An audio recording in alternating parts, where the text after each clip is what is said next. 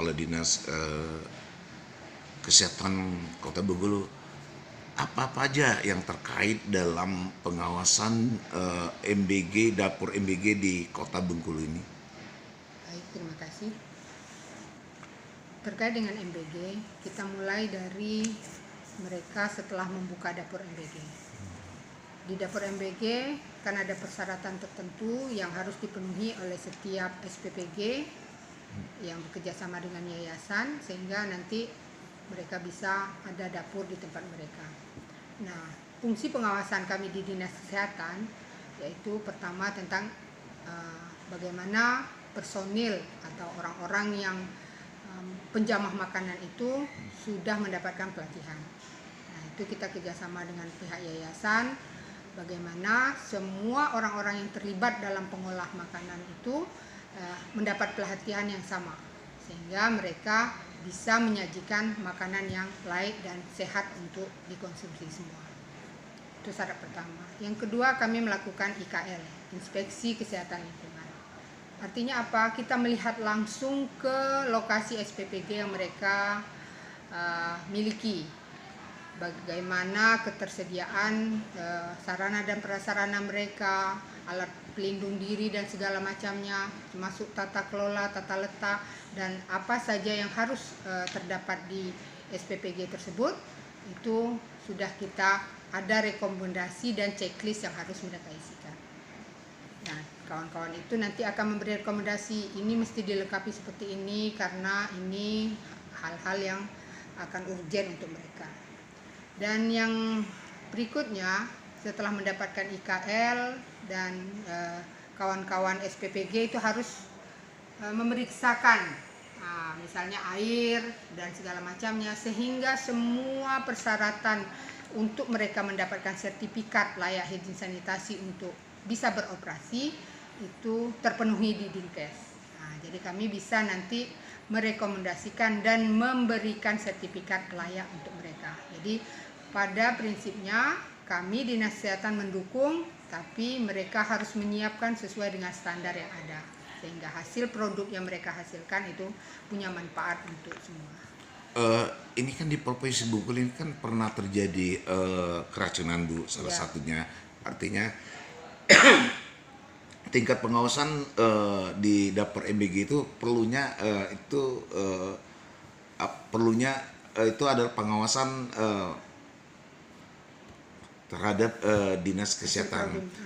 Artinya itu siapa-siapa aja yang terkait itu yang di dalam ruang lingkup di dapur MBG itu, seperti mana Dinas Kesehatan melakukan tindakan itu, Bu, untuk pengawasan itu, mengecek gitu? Begini, dalam kasus hasil produk pangan, mereka itu harus punya pengawasan internal dan pengawasan eksternal. Di internal, mereka juga harus mulai dari, kan kita sudah ajarkan bagaimana bahan baku, apa saja yang mereka pilih sesuai dengan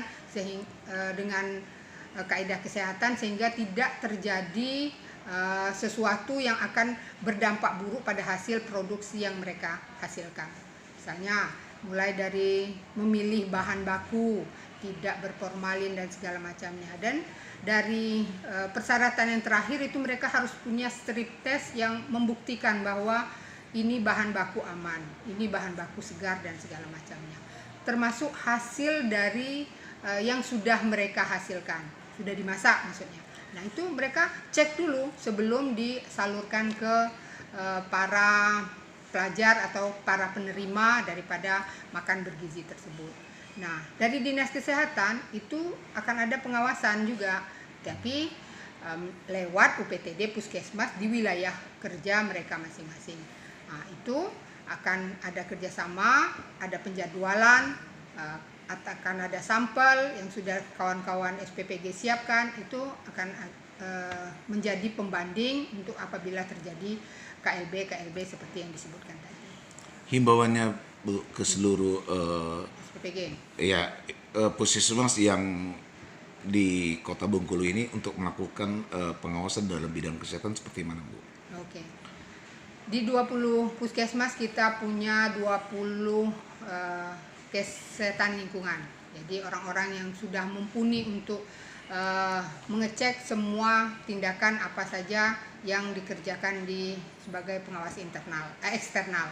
Dan dalam waktu dekat, karena sudah sampai deadline mereka harus mendapatkan SLAS dan persyaratan yang sudah mereka sesuaikan dengan apa yang sudah diajukan di SLAS itu sudah terpenuhi, kita akan bagikan persyaratannya. Dan untuk puskesmas itu kita berharap semuanya harus mengawasi secara ketat, terutama di produk pangan yang pantau pada hasil produk pangan. Apabila ada keluhan sedikit saja dari para penerima, misalnya apakah ada terjadi keracunan atau apa, itu harus segera melaporkan sehingga kita dapat penanganan segera. Biar tahu nih publik Bu, artinya itu masyarakat itu sendiri ya. Sanksi apa nantinya dapur itu MBG itu ketika terjadi seperti yang sudah terjadi di Provinsi Bengkulu ini, keracunan itu ditemukan tidak layaknya dikonsumsi, artinya itu seperti mana? Kalau seandainya ada temuan itu sanksinya seperti mana Bu?